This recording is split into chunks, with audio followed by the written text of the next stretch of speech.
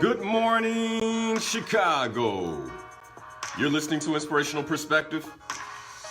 I'm your host, Linal Harris, your very own life coach, right here on WVON 1690 AM, the talk of Chicago. Inspirational Perspective on your radio is all about murdering mediocrity and living the best life possible. So as I ask you every Sunday morning at 7 a.m. Central Standard Time, are you living the best life possible? And this is the place to be, to explore that possibility. Well, good Sunday morning, this January 20th, 7:09 on the Talk of Chicago this morning. And really excited to be here with you all and excited about today's topic. And I'm excited about today's topic given all that is happening in our community, all that is happening in the world, and the phenomenal reminder that today's topic brings us. Tomorrow, we observe Dr. Martin Luther King Jr.'s birthday.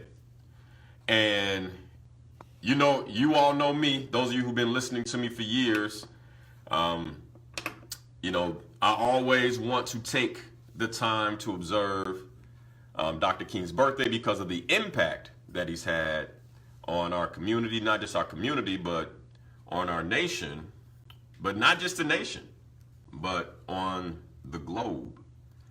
And so one of the things that I do to mark Dr. King's birthday and that of other virtual mentors who I look up to is I always take some time to learn something new about their leadership legacy, about who they are and what made them who they are. And for Dr. King this year, I went in a completely different direction. Typically, I'll pick up a book I haven't read, or I'll search for a speech or the transcript of a speech that I haven't read. Maybe I listened to it, but I haven't read it to really get connected to it. And this year, what I did is I researched everything I could find on Dr. King and his trip to Ghana.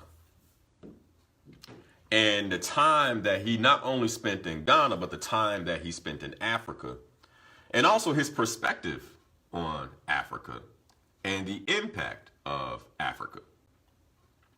And, you know, this would make sense, right? Given, you know, the amount of time I spent in Africa over the last year or so.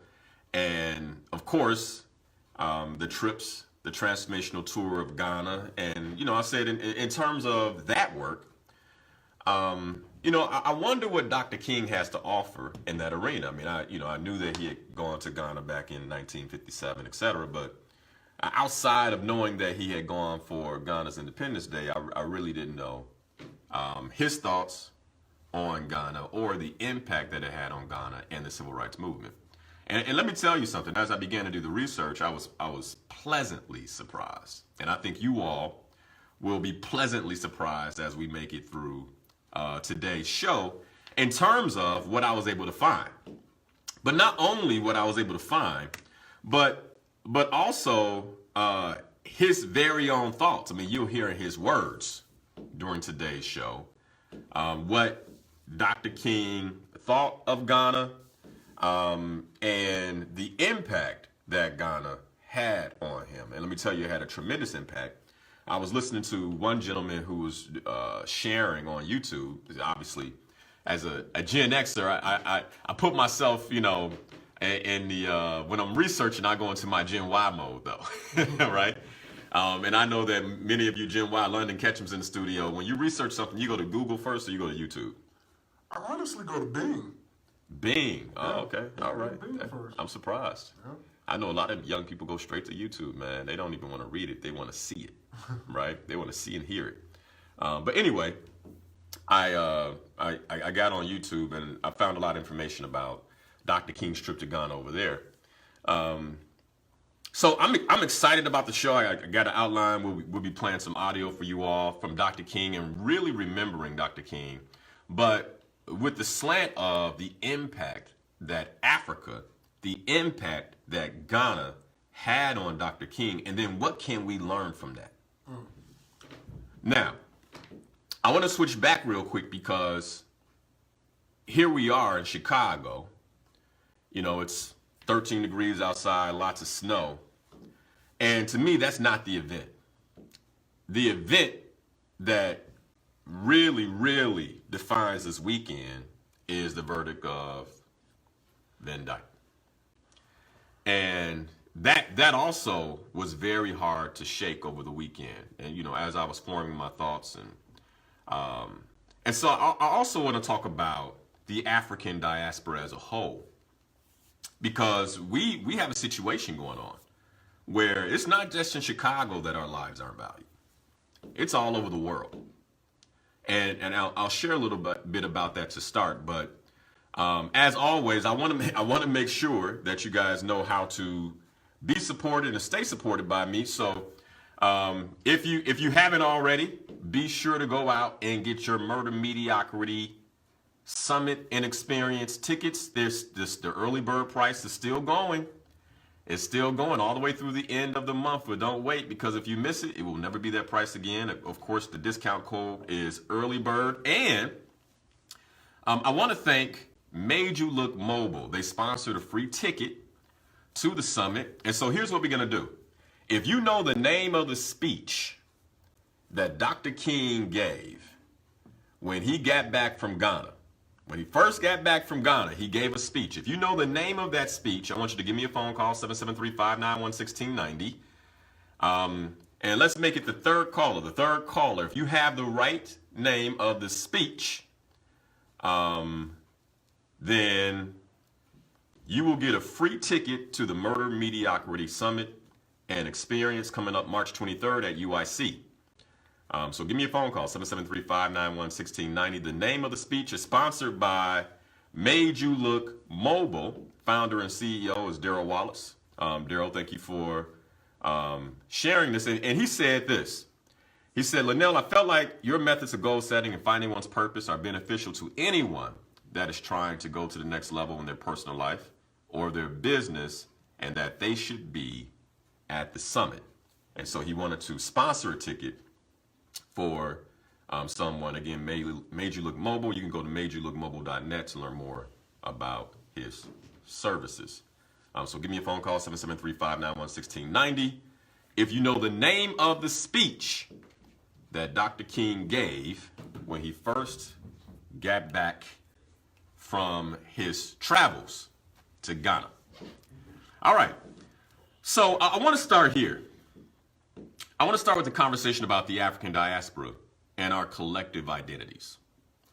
Because Dr. Terry Mason, he may be listening right now, but him and I, we've had a couple of conversations about identity, and he gave me a paper on identity. I don't have it in front of me, so I don't want to miscall the title. But what it's basically talking about is how we as a people, and when I say we as a people, I'm talking about those of African descent, why we lack identity, even those of us who are on the continent of Africa. Because if you think about the continent of Africa, it's named after a European. I mean, think about that, right? So here we are, and a lot of who we've been defined as, a lot of what we call ourselves are things and norms that have been provided to us.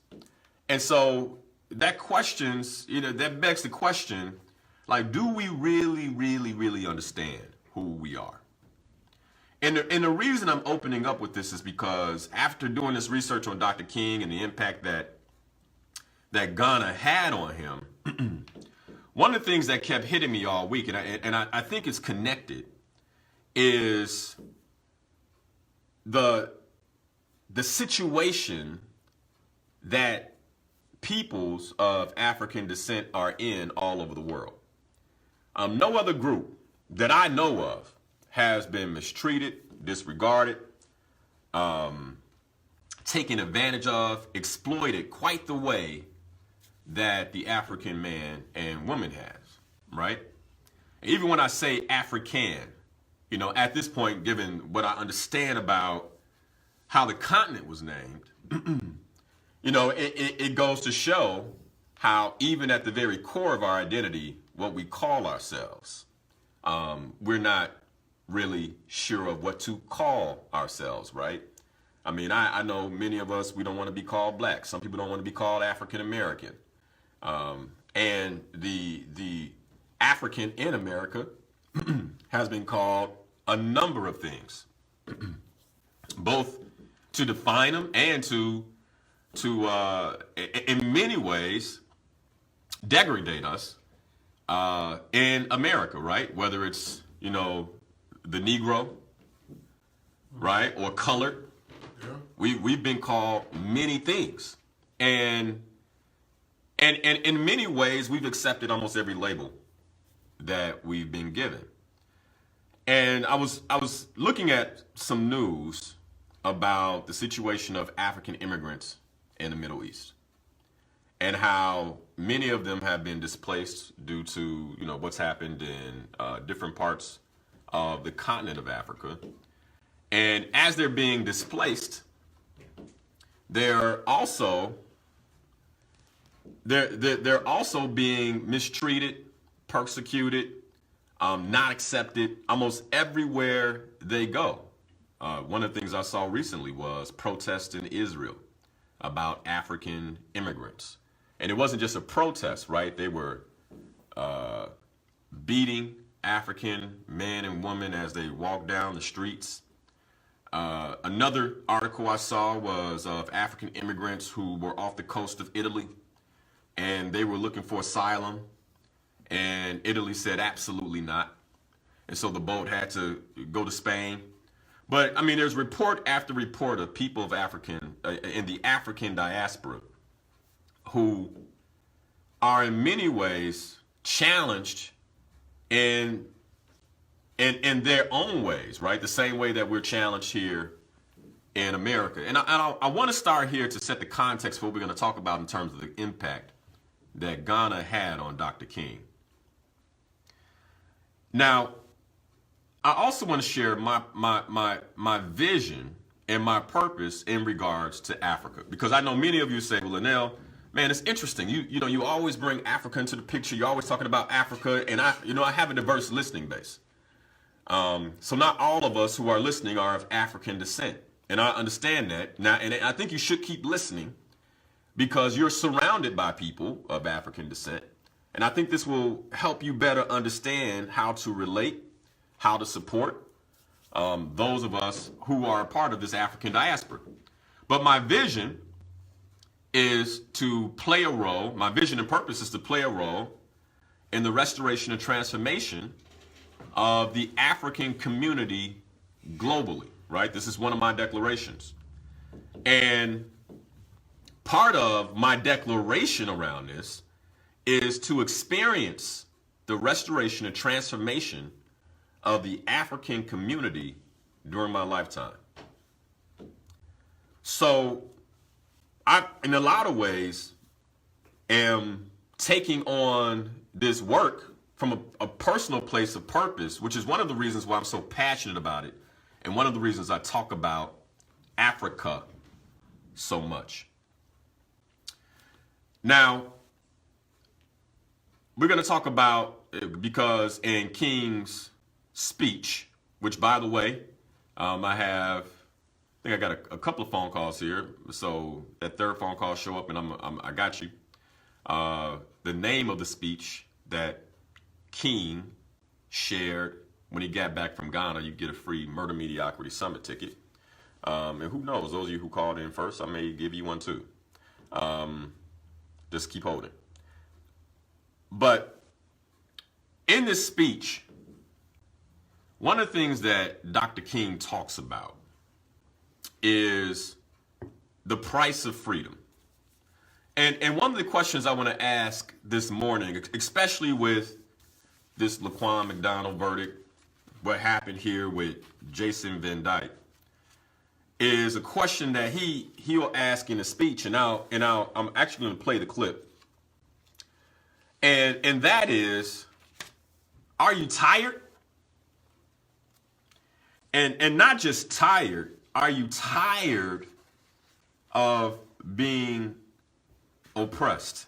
But I want to hit something else, because many of us, I think we're not necessarily tuned in to everything that's happening in the black community. And there was another part of the speech that I'll be playing later where he talks about tension and how many people don't like the tension of the civil rights movement. And he went on to say that, you have to choose either to go back to the complacency of being mistreated, being in many ways looked over, being segregated, being unequal, being persecuted with no voice, right? You have to go back to the complacency of that when there was no tension, if you don't want the tension of freedom. I'll play that clip as well. But I'm setting this up so you begin to understand that after this speech, like after King went to Africa, there was a shift. And you'll even hear it in the speech. Like in his speech, it's not the King that we normally know, right? Most of the speeches that we hear are in the 60s. And I started listening to clips of speeches of King in the 50s, and he was much more relaxed in his speaking. There's a turning point in his speaking and in the energy and passion that he has as a speaker after he came back from Africa. And I keep saying to you all, Africa's is transformative. But again, this is another indication of transformation and the impact that Ghana has had on not just me, but even the civil rights movement and Dr. King and many others, Malcolm X, Muhammad Ali, many others who had gone. All right, first, let's take this phone call and then we'll begin to get into the content. But good morning. Good morning, you're on the air. Morning. Good morning. Hello, how are you? Good. How are you, Linal? I'm well. That's good to hear. All right, you calling in for the free ticket? Yes, I am. All right, what is the name of Dr. King's speech? The first speech he had after he got back from Ghana. After he got back from Ghana. That's right. Well, Linal, I'm thinking it was the I Have a Dream speech. No, that's not right. Okay. Yeah. The I Have a Dream speech took place in 1963 or Right.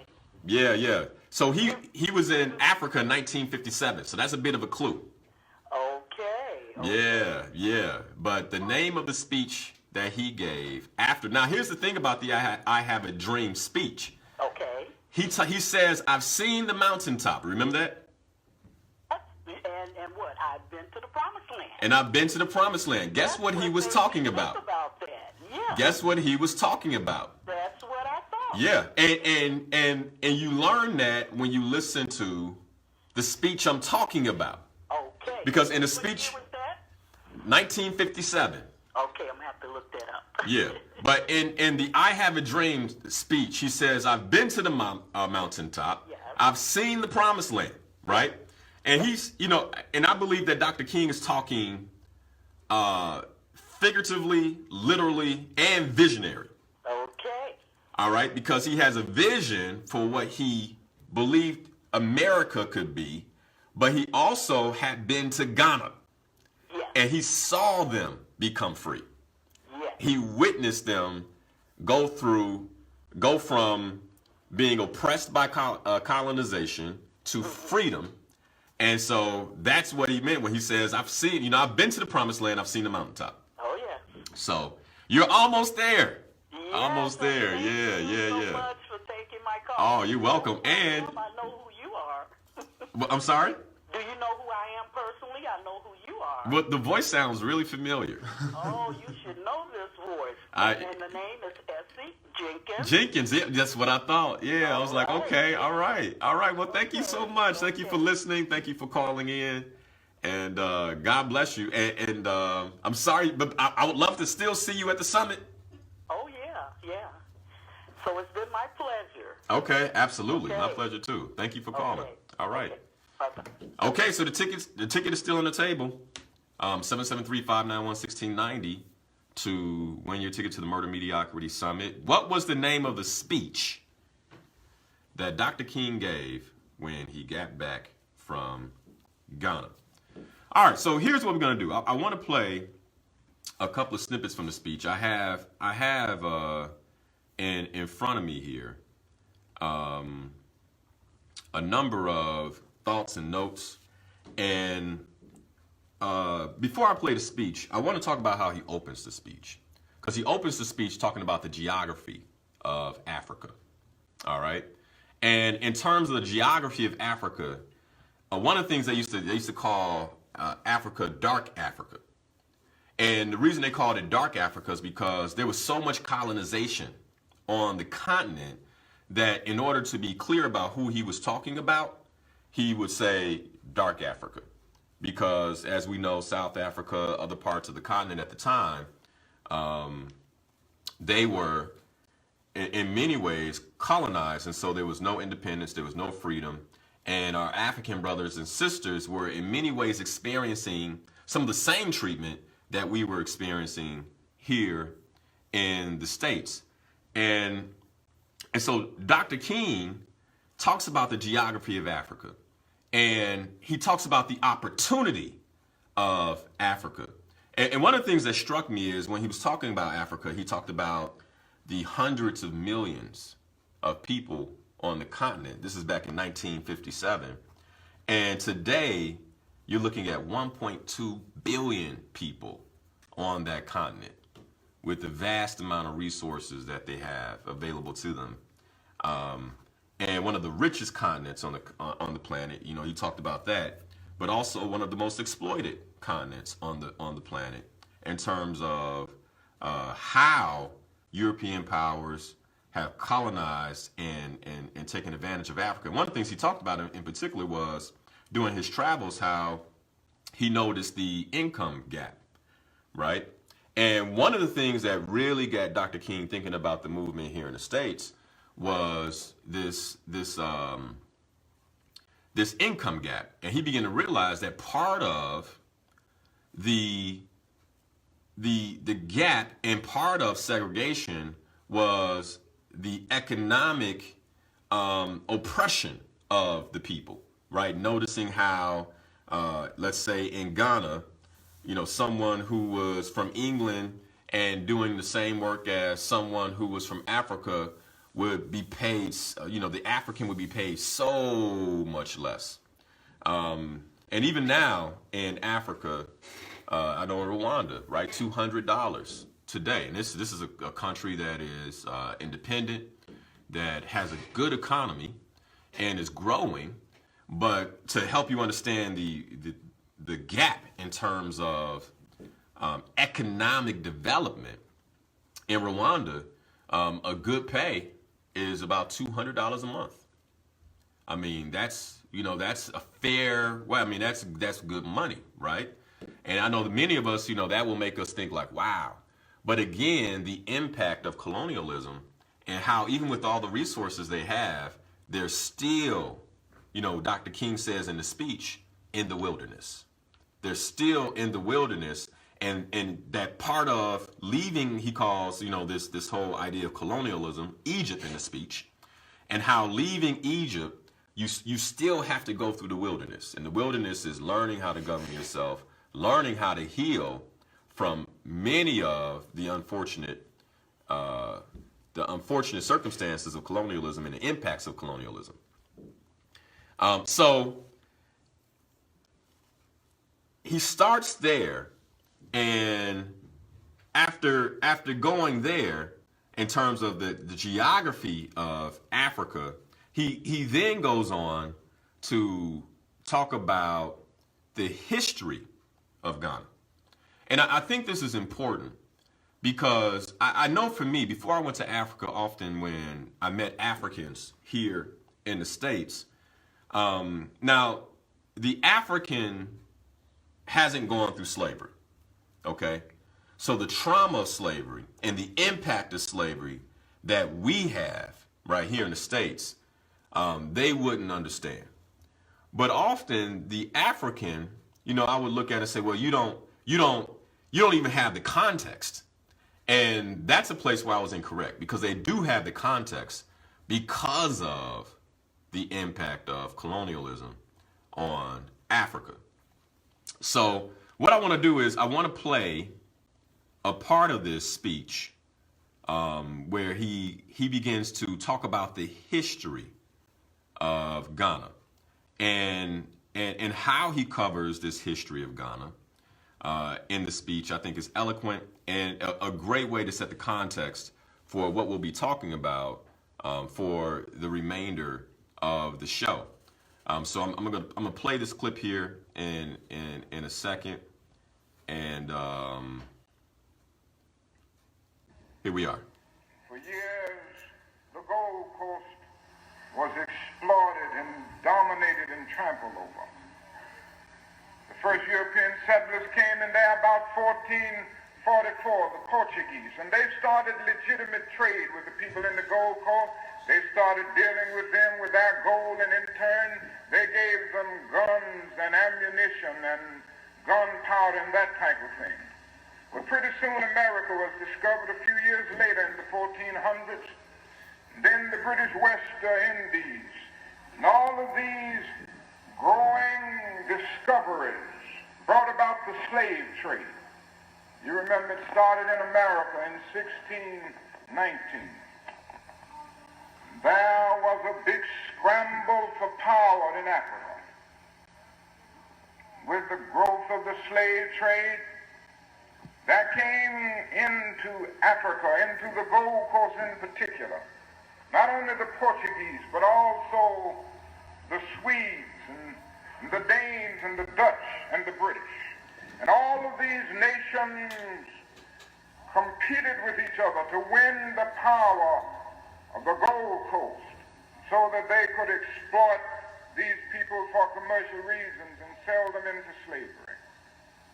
Finally, in 1850, Britain won out, and she gained possession of the total territorial expansion of the Gold Coast. From 1850 to 1957, March 6th,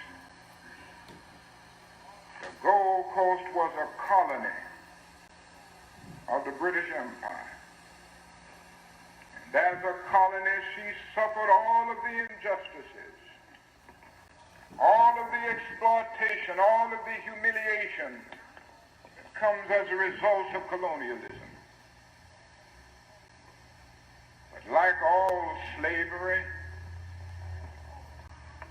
like all domination, like all exploitation, it came to the point that the people got tired of it. That seems to be the long story of history. There seems to be a throbbing desire. There seems to be an internal desire for freedom within the soul of every man. And it's there. It might not break forth in the beginning, but eventually it breaks out. For men realize that freedom is something basic. To rob a man of his freedom is to take from him the essential basis of his manhood. Take from him his freedom is to rob him of something of God's image. Paraphrase of the words of Shakespeare's Othello, who steals my purse steals trash. To something nothing, 'twas mine, 'tis his, has been the slave of thousands. But he who filches from me my freedom robs me of that which not enriches him, but makes me poor indeed. That is something in the soul that cries out for freedom. there is something deep down within the very soul of man that reaches out for Canaan. So I'll pause it there. And I want to talk about something that Dr. King said right here. And I see the phone calls. I'll get to you in a moment.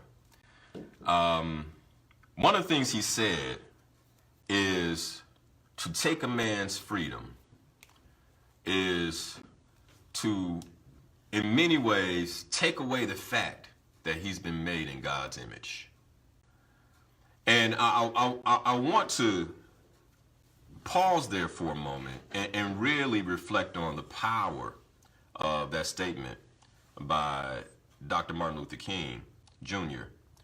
For a number of reasons. You all know that often I talk about your God-given purpose on the planet and how fulfilling that purpose is, number one, our first priority, but also why we've been put here, right? And the way that we can reach our greatness. And so what I heard when Dr. King said that is that for centuries, the African has been denied his greatness by basically chaining him, putting him into slavery, colonizing him. The African, the African man, the African woman has been denied their purpose, the ability to live the purpose, the fulfillment of purpose. But not just that, but also the opportunity to step into their greatness, their God-given providence.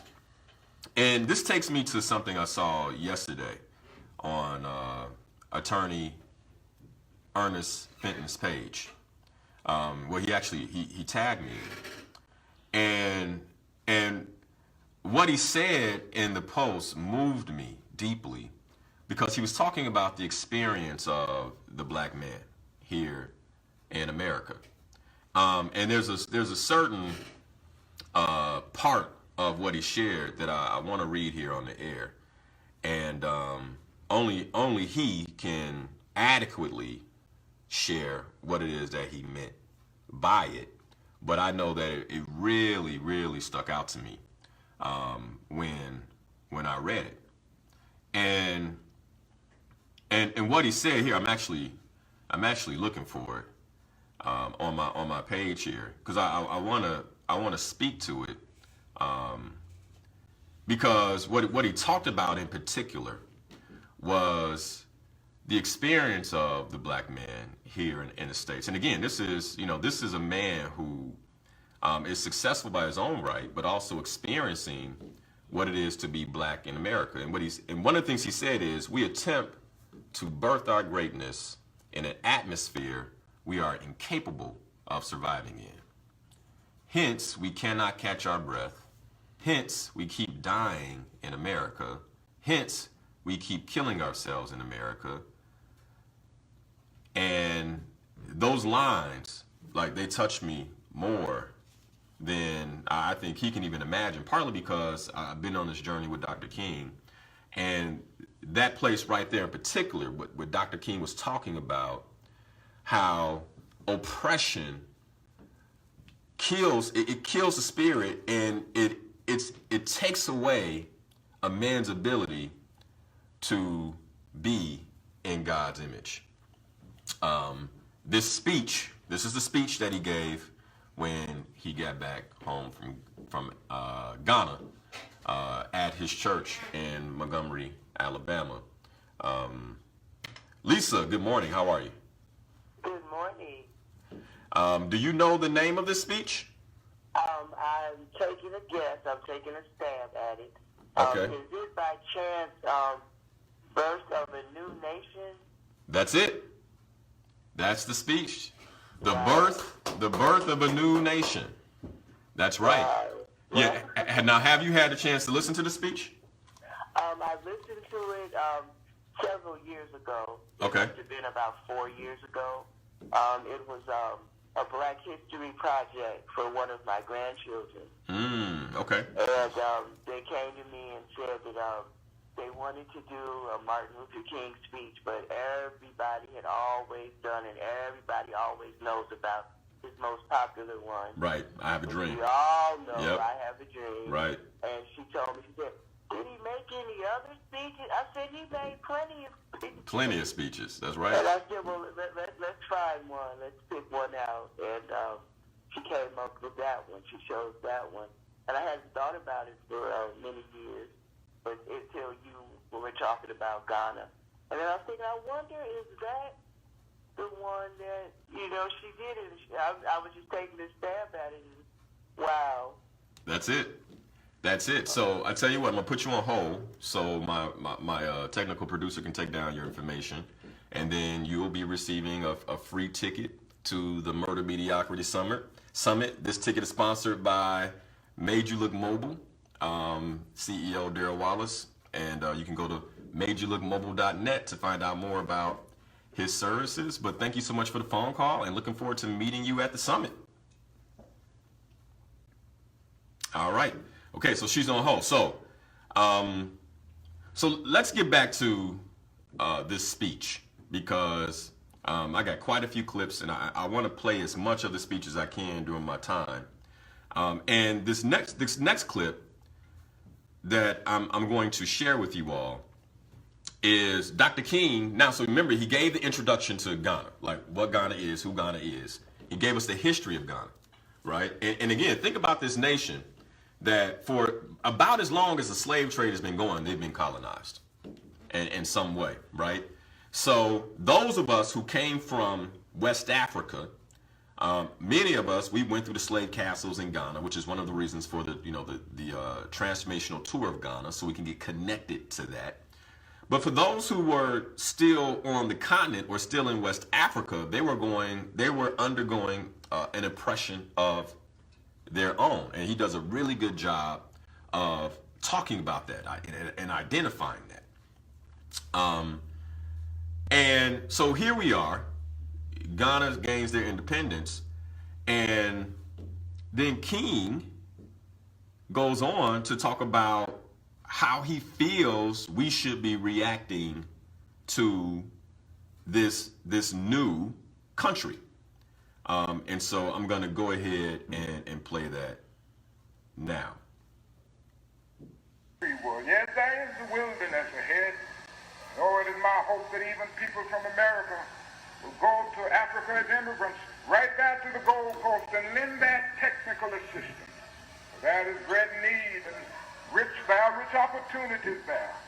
Right now is the time that American Negroes should lend that technical assistance to a growing new nation. I was very happy to see already people who have moved in and making good. The son of the late president of Bennett College, Dr. Jones, is there, who started an insurance company, making good, going to the top. A doctor from Brooklyn, New York, had just come in that week, and his wife is also a dentist, and they are living there now, going in there and working, and the people love them. There will be hundreds and thousands of people, I'm sure, going over to make for the growth of this new nation. And Nkrumah made it very clear to me that he would welcome any persons coming there as immigrants to live there. I don't think that because they have 5 million people, the nation can't grow, that that's a small nation to be overlooked. But never forget the fact that when America was born in 1776, when it received its independence from the British Empire, there were less than 4 million people in America. And today it's more than 160 million. So never underestimate a people, because it's small now. America was smaller than Ghana when it was born. That is a great day ahead. The future is on its side. It's going now through the wilderness, but the promised land is ahead. All right, so that's Dr. King. Now, I want to get some context behind that, because 62 years ago, Dr. King is talking about the opportunities of Africa, the opportunities of Ghana, once he comes back. And as a matter of fact, there's, in a book, there's a quote from his wife, Coretta King, where she talks about how she had been misinformed on Africa, right? And this is interesting to me because 62 years later, here we are, and we're still misinformed on Africa. She was ready for a trip full of hardships and discomforts, and then they arrive in Accra, and they're taken to their hotel, and she finds herself, comfortable, being treated with a great deal of hospitality, and enjoying herself. And she's like, well, wait a second, this isn't what we've been told about Africa, right? 62 years ago, this same narrative that many of us have about Africa,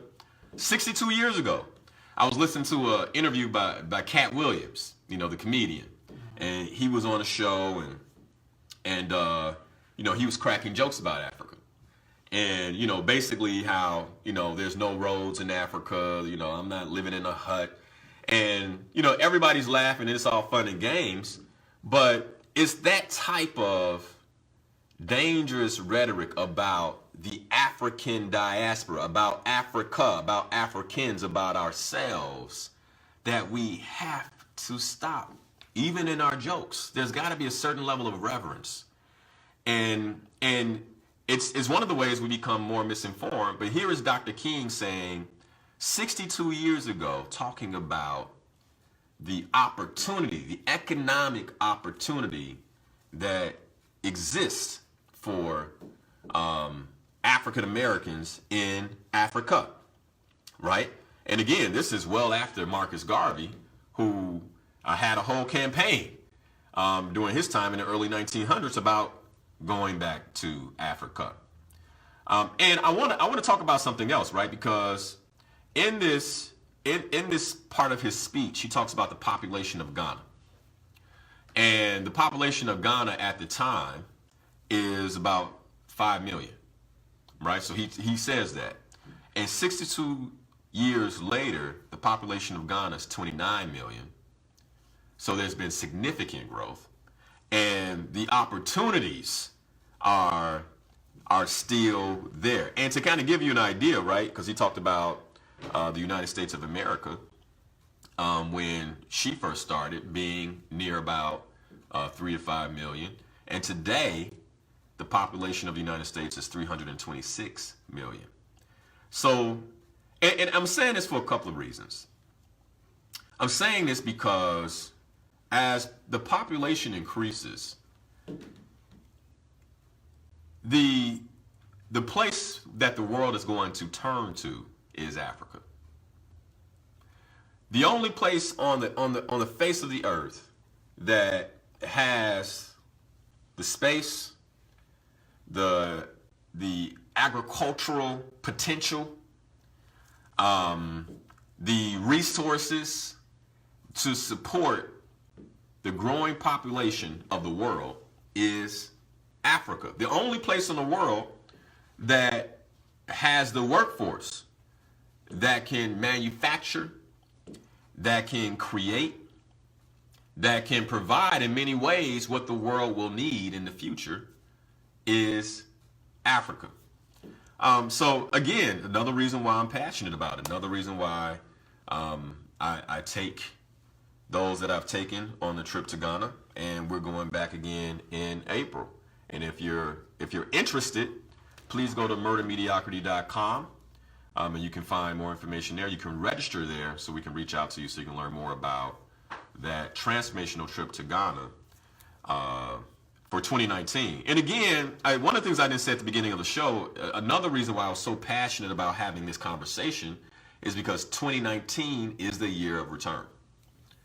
And so 400 years since slavery was established here in the Americas as an institution and began that slave trade that brought many of us of African descent here to the States. 400 years. And I think this is a good place potentially to play. Well, I'm gonna wait on that. That I'll play that towards the end of the show. But there's a clip where Dr. King talks about the significance of 1619 and what's to come. I mean, it's very prophetic, and I'll play that towards the end of the show. But for now, let's take some phone calls. Let's take some phone calls in the hour. When we come back, one of the things I'll play from the speech, The Birth of the New Nation by Dr. King, is where he reminds us why nonviolence is powerful and freedom isn't easy. But Mama D, good morning. How are you? Oh, good morning, and thank you for taking my call. Two things. First, I was in the courtroom when the judge nullified the jury's instructions about Laquan McDonald. They acquitted him on two things. The judge only considered one of those things, and it was the lesser of the two. But I'm glad that people are mobilizing to go to Springfield and impeach the judge. And also, Reverend Jackson is working on calling on the FBI, who got the report about Laquan when the murder first happened, and they haven't completed their report, so he's calling on the FBI to bring federal charges for civil rights violation against Van Dyke. Got it. So, That's good to know. Number two, I have a dream speech of August 28, 1963, which is my Earth Day birthday. Oh, wow. Was about the state of indigenous black Americans 100 years after the 1863 signing of the Emancipation Proclamation. And I have a manual typewriter copy of that speech, and it had 17 paragraphs. Only the last 4 paragraphs mentions the I Have a Dream portion. So the 13 paragraphs that have been thrown away, it gives you the purpose for being there. We've come here to dramatize a shameful situation. The Negro is not free. It wasn't about the rights of all people.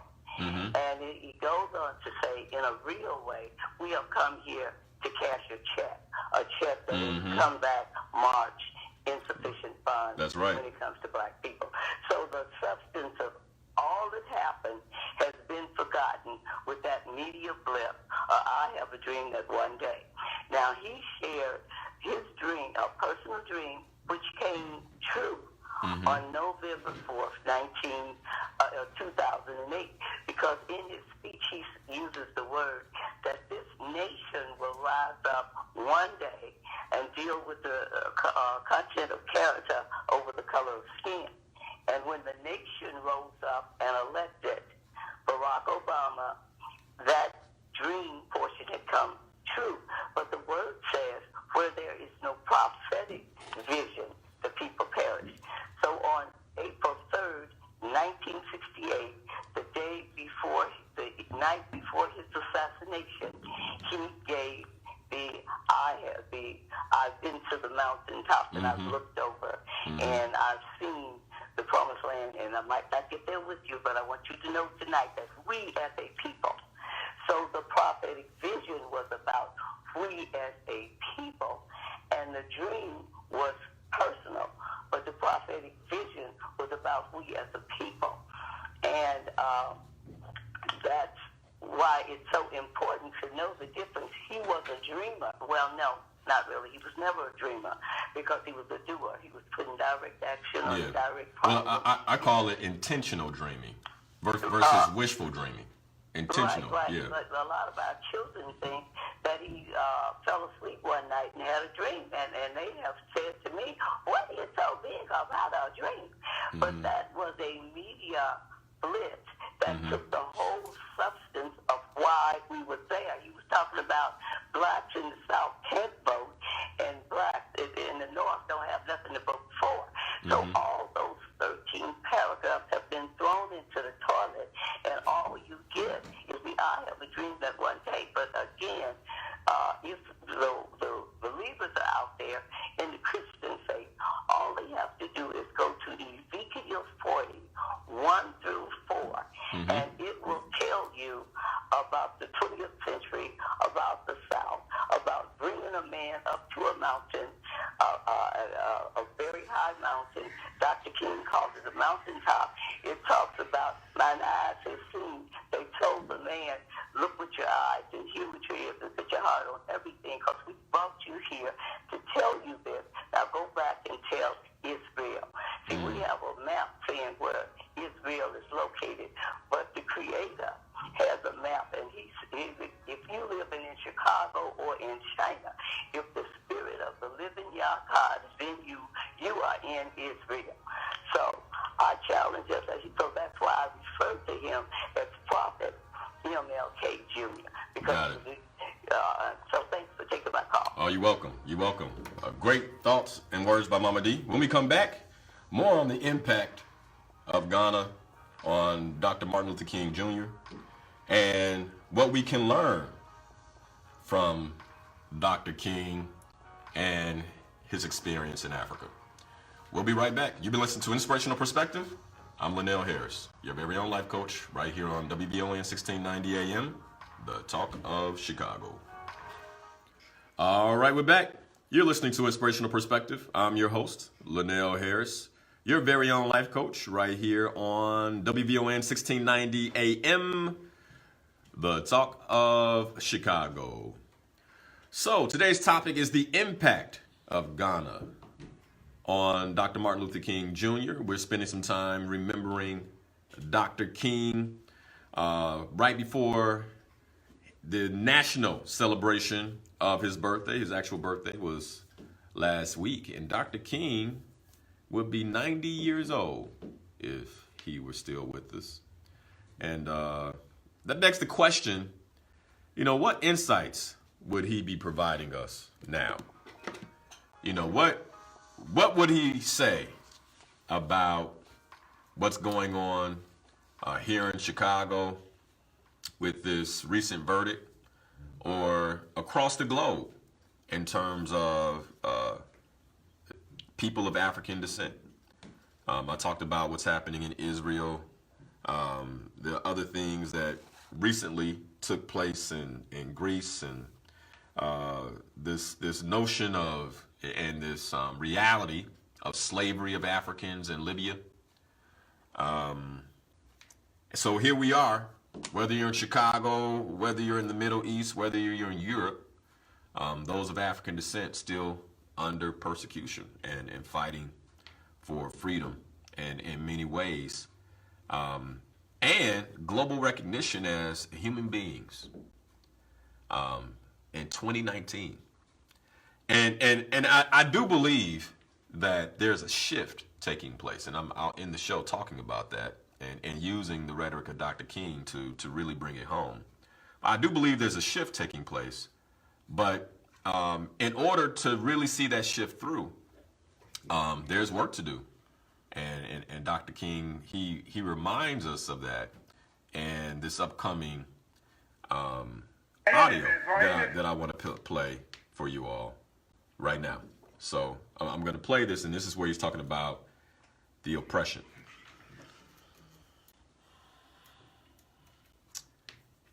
Well, actually, here. Through non-violence, through a lack of bitterness. And Nkrumah says in his book, when I came out of prison, I was not bitter toward Britain. I came out merely with a determination to free my people from the colonialism and imperialism that had been inflicted upon them by Britain. But I came out with no bitterness. Because of that, this world will be a better place in which to live.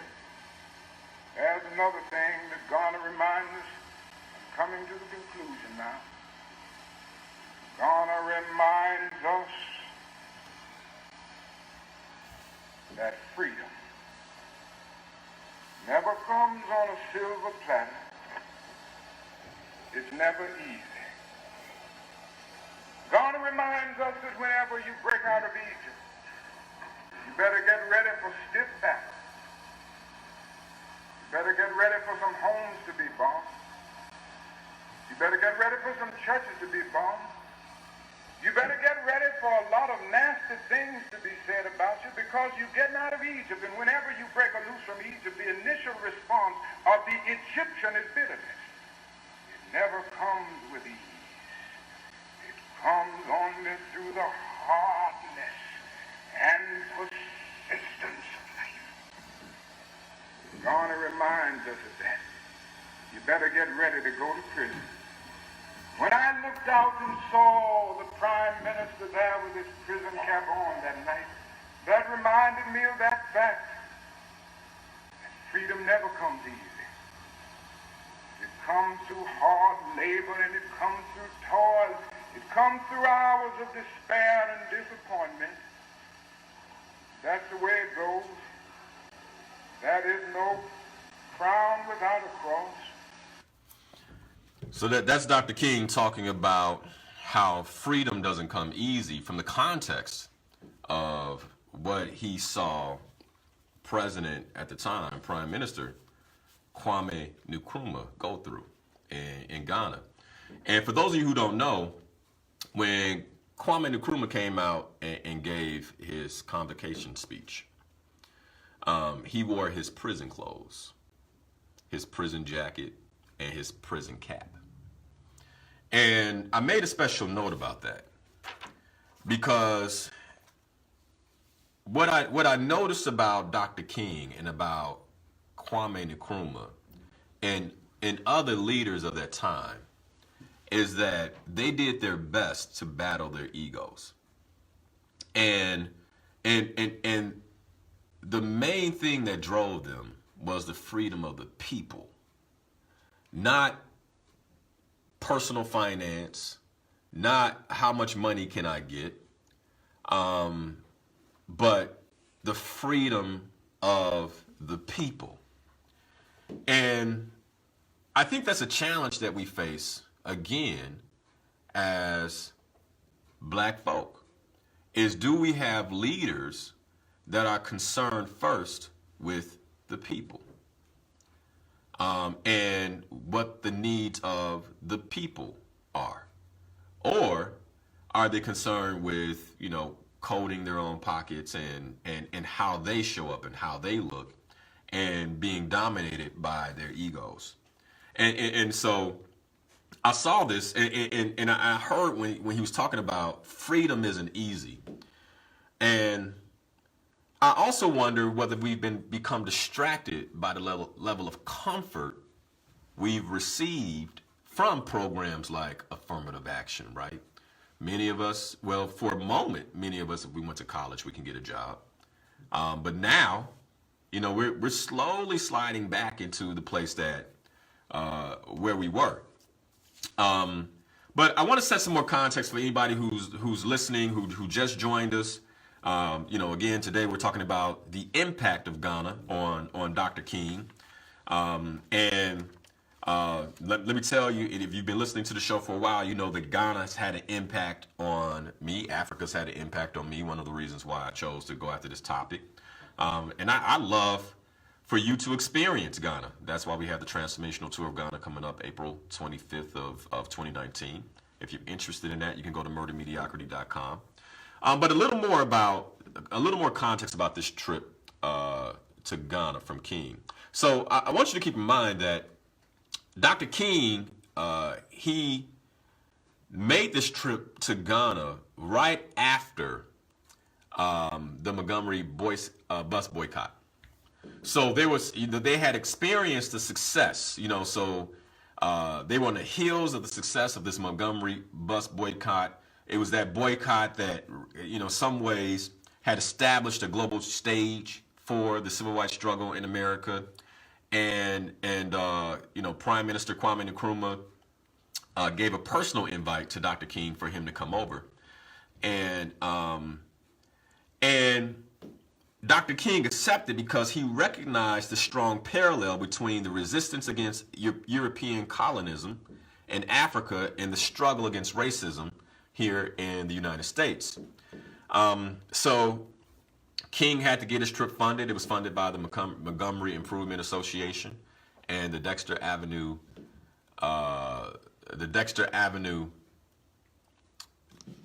Baptist Church, his congregation. And he arrived in Ghana March 4th of 1957. And when he was there, he had the opportunity to meet Vice President Richard Nixon at a reception that evening. And I want to talk about this meeting because I think part of what's important is our ability to distinguish between those that will help us and those that will not. And so I did some research on the relationship of Dr. King and Richard Nixon. And in the piece I found, it comes out of the Martin Luther King Jr. Research and Educational Institute at Stanford. But the piece that I found talks about the complexity of the relationship that Dr. King and Richard Nixon had, and how the complexity really centered around, the freedom struggle. And initially, Dr. King thought that Richard Nixon could be a friend, right? In terms of how he showed up. And I want us to listen to this really, really good. So he thought that Richard Nixon may be a friend in terms of how he showed up when they met in Ghana. All right. Of course, because he was listening to the rhetoric of Richard Nixon. And one of the things that Dr. King told him, and I don't know if it's right here. Do I have it somewhere else? I might have to say it from memory. But one of the things that Dr. King told Richard Nixon is, I hope that you will come down to Montgomery, Alabama, and visit us, where you can see, the situation of the African American Negro in America and how we desire freedom, much like the Ghanaians have established freedom for themselves here on the Gold Coast. And that's not a direct quote, but that's the spirit of what he was sharing with Richard Nixon. Now,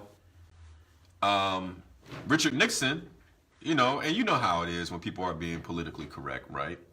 Led Dr. King to believe, oh yeah, okay, yeah, maybe that's something we can do.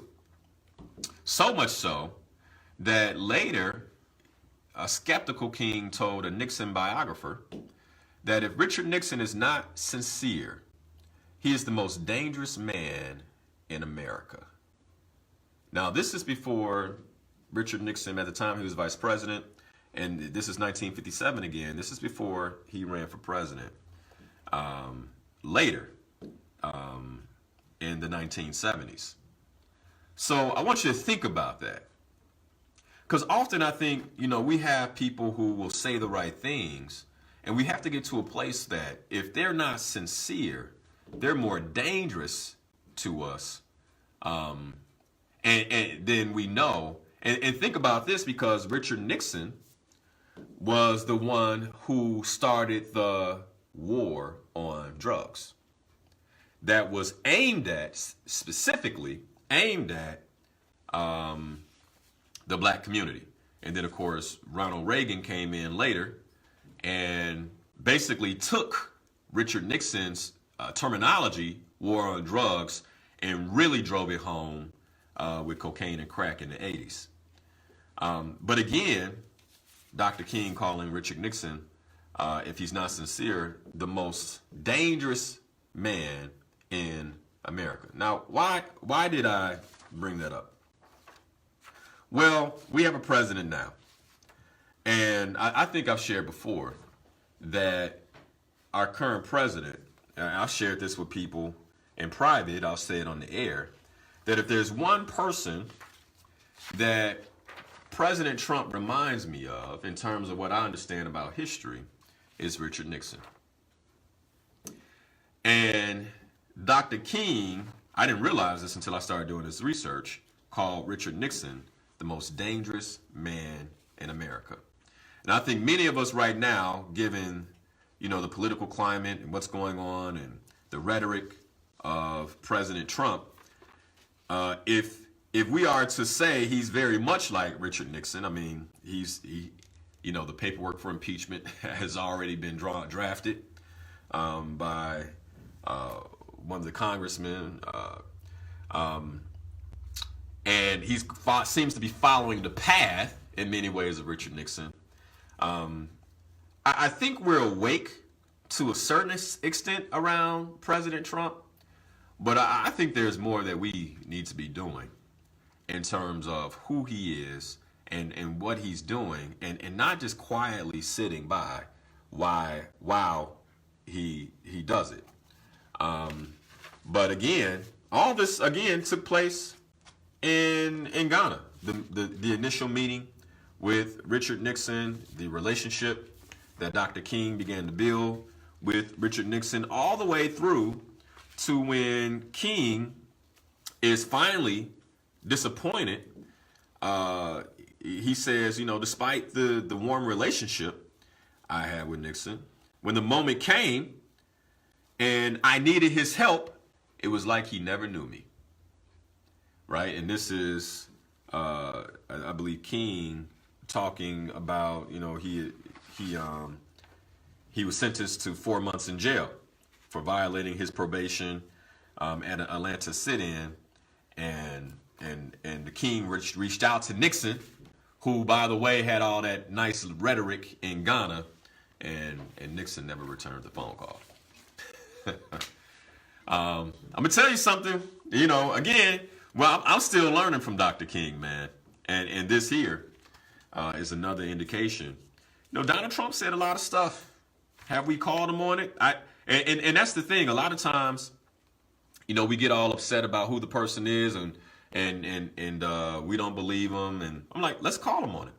Let's see if he really is for it. And let's not knock people who are calling him on it. If he puts something out there for black people, and they say, let's take advantage of that, let them take advantage of it, and let's see if he if he follows through. He doesn't. He doesn't. We've seen plenty of times people call him on things he will say, and he'll either retract the statement or go around or get them escorted away. Mm-hmm. Well, what I'm talking about is, in particular, some of the promises that he's made to us as black people, part of which is this commission that he currently has to commemorate the 400 years of slavery. And I know there's currently a commission. I have the list of individuals on that commission because I want to know, are we actually going to do something to hold him to his word? And will he keep his word around that? And not just that, but other things that he said in terms of the black community. All right, enough about that. I want to get back into the speech by Dr. King, but before I do that, I have some phone calls here. So let's go to Alicia. You're on the air. Hello. Good morning. Alicia, are you there? Yes, Linal, I'm sorry, I didn't know that you were speaking to me. I'm holding the phone, listening to what you're saying. Oh, okay. So good morning to you. Good morning. Good morning. The only reason that I was calling, and I'm still holding on, is because I had the answer to the poem, the speech, and I know that someone already called in and said the name of the speech. Mm-hmm. But the only reason that I was still yet holding on, because you said that who knows, I may give it to more than one person. Oh, so love it. That's the reason why I was still yet holding on while I'm listening to you speak. Well, you know what? So you're in luck because Lisa already bought a ticket, and she knew the answer, so she called in, but she said that you can donate my ticket. So we're gonna give you that free ticket. Since you have the answer. How about that? So your waiting paid off. Your waiting paid off. So here, let me put you on hold and let the technical producer get your information so we can make sure that you get that ticket. How's that sound? Thank you so much, Linal. I'm so excited. And the program is very, very interesting. I'm learning a lot as well myself. Awesome. Well, thank you for listening. Looking forward to meeting you at the summit on March 23rd at UIC. Absolutely. Thank you. All right. Bye-bye. You're welcome. All right. So she's on hold. Can you make sure Patrick gets her information? And for those of you so that was the ticket for today. For those of you who would like to go to the summit, you can still get an early bird discount by using the discount code EARLYBIRD when you go to murdermediocrity.com to purchase your summit tickets. All right, so let's get back to the speech, The Birth of a New Nation. There's still quite a bit that I want to share with you all, and I want to make sure that we get to the real piece that was really significantly interesting to me. So this particular clip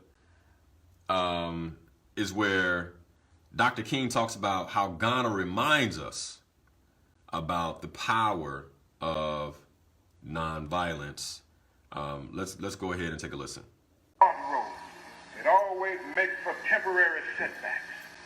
Those people who tell you today that there's more tension in Montgomery than there's ever been are telling you right.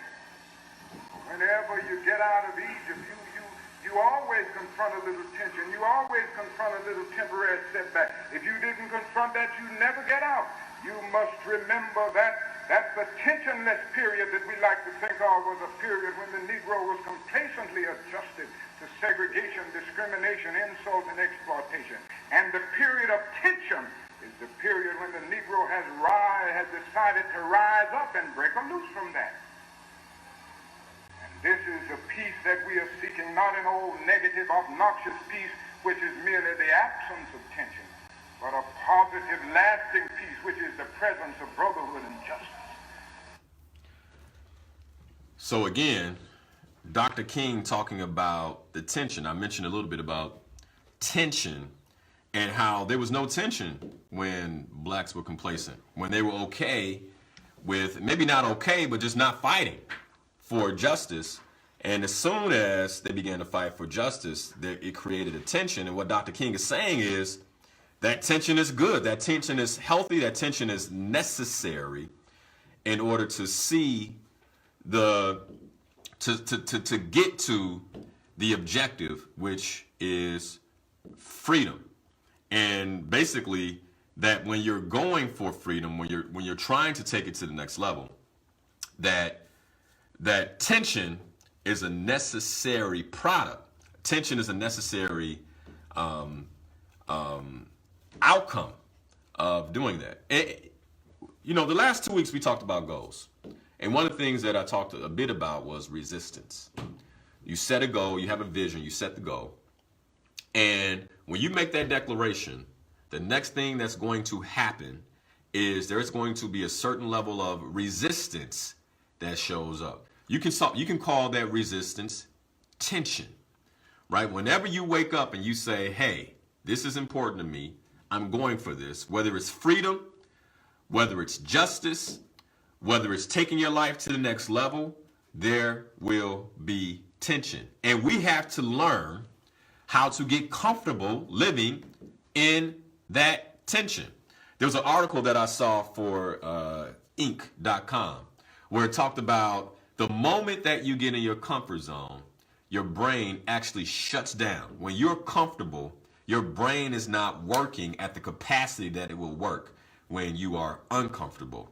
When you are outside of your comfort zone is when you can learn the best. And and many of us, we're comfortable. We're comfortable this morning, and are you willing to get uncomfortable and begin creating tension towards the things that we know we want to achieve, the things that we know we want to see? All right, so this last clip I want to share, I'm going to take a few phone calls. But it's a great way to end the show because Dr. King talks about how the universe and God are on the side of justice, and all that is required is for us to take some action. I mean, it sounds so close to when I had the series How to Go to the Next Level. One of the things I talked about was Frederick Douglass, and he said, I prayed and prayed for 20 years and nothing happened until I used my legs, right? He prayed and prayed for freedom for 20 years and nothing happened until I used my legs, right? It was his faith plus his action that created what it was that he had been praying for. Many of us, we're praying for things, but are we adequately taking action on those things? Are we adequately taking action? So again, the topic of conversation, if you're joining us today, is the impact of Ghana on Dr. Martin Luther King Jr. And when he went to witness the independence ceremonies of Ghana. And one of the other things he talks about in the speech, I'm not going to play the clip, but one of the other things he talks about in the speech is this notion of independence and how he felt about the independence. He had a radio interview when he was in Ghana, and the interviewer, who was Edemoton Barnett, asked him, when you knew that you were coming to Ghana, how did you feel? And King replies, well, the minute I knew I was coming to Ghana, I had a very deep emotional feeling. Thinking of the fact that a new nation was being born symbolized something of the fact that a new order is coming into being, and an old order is passing away. So that I was deeply concerned about it, and I wanted to be involved in it and be a part of it and notice the birth of this new nation with my own eyes. So that is why I'm here. And so later in the interview, Barnett asked him a series of questions, and the questions were, so I'll read the whole statement. Reverend King, do you feel having a feeling about the far-reaching influence of this particular occasion in the history of mankind, in the history of people of color all over the world? How far do you think it will reach? How much do you think it will influence the affairs of man that we're interested in? And King goes on to say, I think this event, the birth of this new nation, will give impetus to oppressed people all over the world. Now, before I keep going, let's give some context that Ghana was the first of these African countries to actually gain their independence. All right. And what many people don't know is that Kwame Nkrumah, who became the prime minister of Ghana at that point, Kwame Nkrumah got his education here in the States, began to see the impact of racism while here in the States, and saw the correlation, the parallel of racism to colonialism in Africa.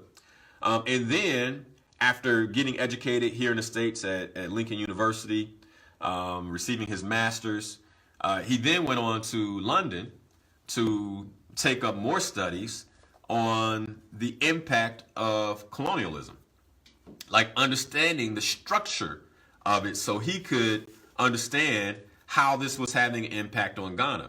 And so then when he got back to Ghana, he joined a number of different, he joined a political party, and the name doesn't come to mind right now. He joined a political party, and upon joining that political party, noticed that they weren't moving aggressively enough.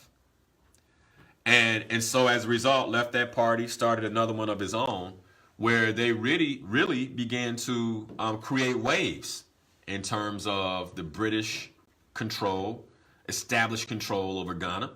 And I believe it's in 1950, Kwame Nkrumah was thrown in prison.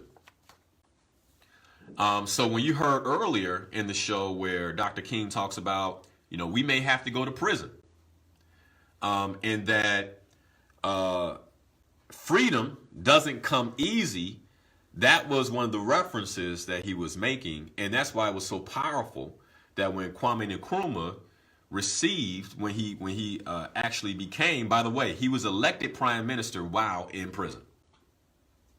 Okay.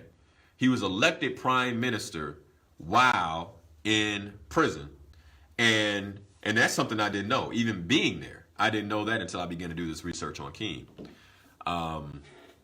And so they had to let him out because he was elected the new prime minister of Ghana.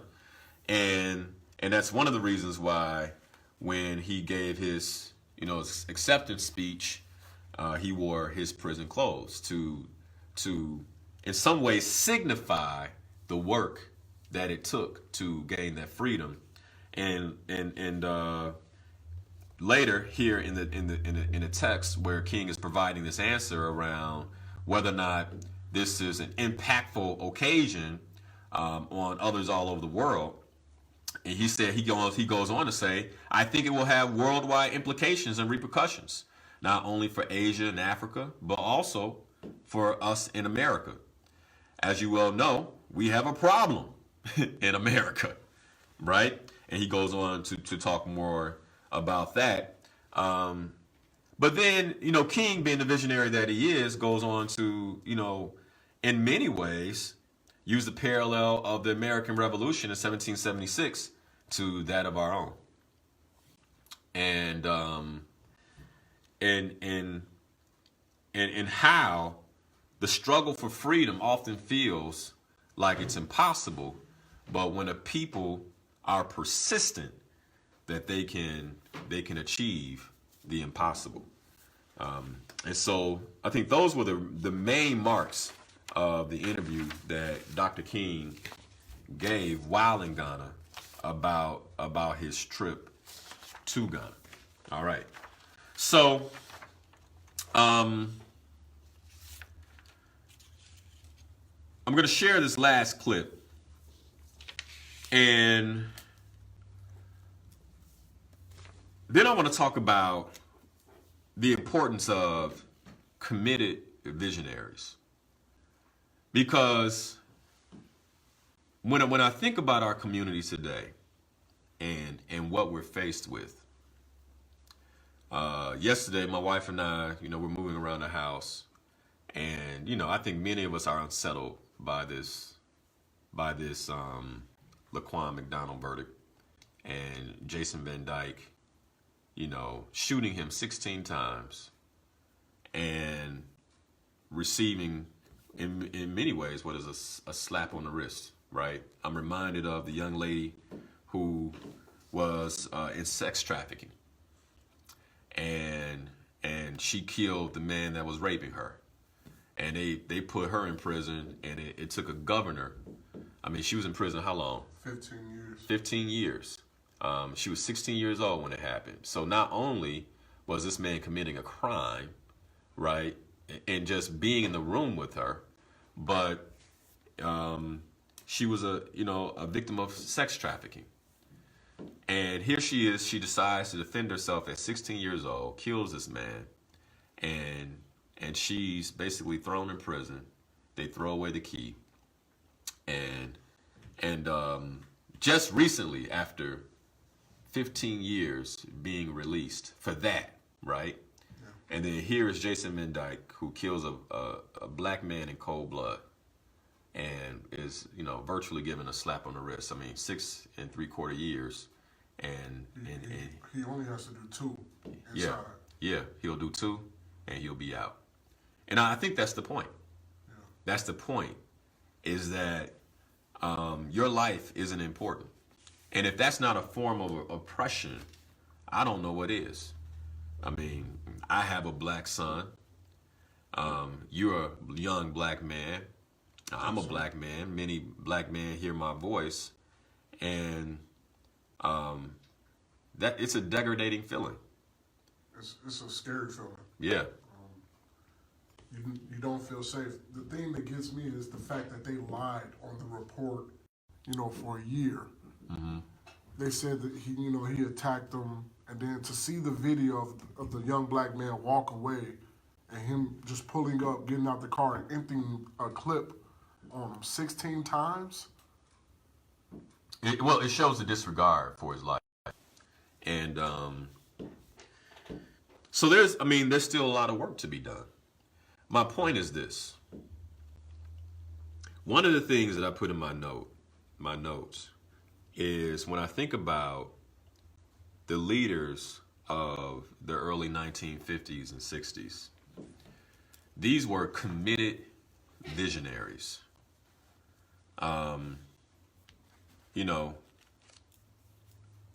Mama D talked about Dr. King being not necessarily being a dreamer, but I believe they were dreamers, right? Vision, to be a visionary means that you have to be able to see something that isn't. And there's an intentional dream. And I talk about intentional dreamers in my book. You have wishful thinkers or wishful dreamers. These are people who dream and they don't do a thing, right? They have one dream after the other. And then you have intentional dreamers who they dream, they create a vision, and they take action. And today, if you've been listening to the program, I want you to ask yourself a question. Are you an intentional dreamer? Are you a committed visionary? Are you someone who is willing to put it all on the line in terms of what it is that you believe in and do the work that is necessary to see it through? I think many of us, we have a threshold. Kwame Nkrumah spent years in prison to realize his dream. Nelson Mandela spent years in prison to realize his dream. Dr. Martin Luther King spent time in prison, spent time being persecuted, spent time being beaten, spent time along with many others, right? And eventually gave his life for his vision. And today, are you a committed visionary? Many of us, the visions that we have, whether it's for our lives or for the community, we don't have to undergo the same level of scrutiny, the same level of injustice, the same level of physical pain, the same level of mental anguish that our predecessors had to go through. And will we allow the comfort of our present situation to push us back, or will we continue to push for that intentional dream? Continue to push with persistence around the vision that we have, remaining committed to that vision as we move forward. With that, I want to play the last clip that I have from the speech, "The Birth of a New Nation" by Dr. King, before we begin to close the show. It is never brought about without this temporary period of tension. The road to freedom is difficult. Finally, Garner tells us that the forces of the universe are on the side of justice. That's what it tells us now. You can interpret Garner any kind of way you want to, but Garner tells me that the forces of the universe are on the side of justice. That night when I saw that old flag coming down and the new flag coming up, I saw something else. That wasn't just an ephemeral, evanescent event appearing on the stage of history, but it was an event with eternal meaning, for it symbolizes something. That thing symbolized to me that an old order is passing away, and a new order is coming into being. An old order of colonialism, of segregation and discrimination is passing away now, and a new order of justice and freedom and goodwill being born. That's what it said. Somehow the forces of justice stand on the side of the universe, that you can ultimately trample over God's children and profit by it. If you heard that last part, you cannot trample over God's children and profit by it. So let me tell you another reason why I'm so interested in Africa. When I was growing up, I remember the church that my family went to. The pastor said something. I was a young boy at the time, but he said something that really sat in my spirit, and it never left me. And what he said is, America has to pay for her sins. We live in a world, we believe you reap what you sow. I know I believe that. Many of us believe that. We believe in karma. And when you look at what these European nations, what America has sown, it's not pretty. And you have to wonder, what debt will this country pay? pay at some point. And later on in the speech, I'm not going to play it. Later on in the speech, Dr. King talks about the British Empire and how there was a day when the British Empire, they would say the sun doesn't set on the British Empire, right? Because they possess land all over the world. And after leaving Ghana, Dr. King went to Nigeria, and he was in Lagos for a day. And then after he left Lagos and went to London. And while he was in London, and he actually shares this in the speech, they went on tours. They went to the Buckingham Palace. And then they went to, I forget the name of the cathedral, which is the site of the Church of England. And he says in his speech that when he was standing in the Church of England, the thing that came to his mind, and these aren't direct quotes, by the way. You listen to the speech towards the end, you'll get this. But what came to his mind is the role that the Church of England played in the persecution and enslavement and colonization of black people. And how if there's any institution that you would think would step in, it would be the church. But in this case, the Church of England basically signed off on what Britain was doing, on what the English were doing all over the world, the exploitation of India, the exploitation of Africa, the exploitation of human beings in the slave trade. And this is where he says, the church may not do anything, but God always stands on the side of justice. And there will be a new day coming. And I want to encourage us as I end the show, because I do believe that new day is here. I believe that we are God's children, all of us. And for those of us who believe in righteousness, those of us who believe in justice, those of us who do all that we can to live a life of integrity, that we'll be blessed for it. And for those of us of African descent who've been persecuted, who have felt the unfairness, the injustice that we continually face here in the States, that a new day is coming. And that, yes, the universe is on the side of justice. Yes, God is on the side of justice. But there's one thing that is necessary. There's one component, one ingredient that's necessary for us to fully realize that. And that's action. We have to believe this. We can't just have the faith, but we have to believe this, and we have to begin to take action. The action that is right for us, based on our vision, based on our goals, based on our dreams, to secure what justice looks like, to secure what the promised land that Dr. King talks about looks like, to secure that position on the mountaintop that provides perspective. We have to do that work. And this morning, I want to encourage us to do the work.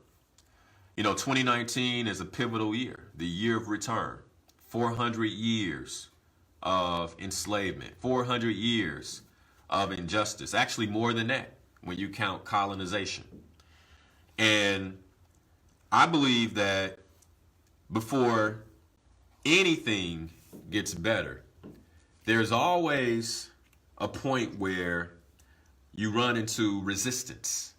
Right before you have a breakthrough, there's always a breakdown. And when I look at the current administration, when I look at what's going on in the United States today, when I look at the state of Black America, when I look at how much is going on with our people, economic oppression, I see that we're up against the resistance. And on the other side of the resistance, I firmly believe is the mountaintop. is the promised land, is the type of world and the type of place that I can be comfortable raising my son in, that my son could be comfortable raising his children in. But it's a place that we have to create, and the only way that we can create it is with committed visionaries who are willing to take action based on that commitment, regardless of the resistance, regardless of the persecution, regardless of the oppression that we may face. And it's going to take unity. It's going to take a different type of love, a love that we have to learn to give and share with one another. A love for my brother, a love for my sister, a love for all.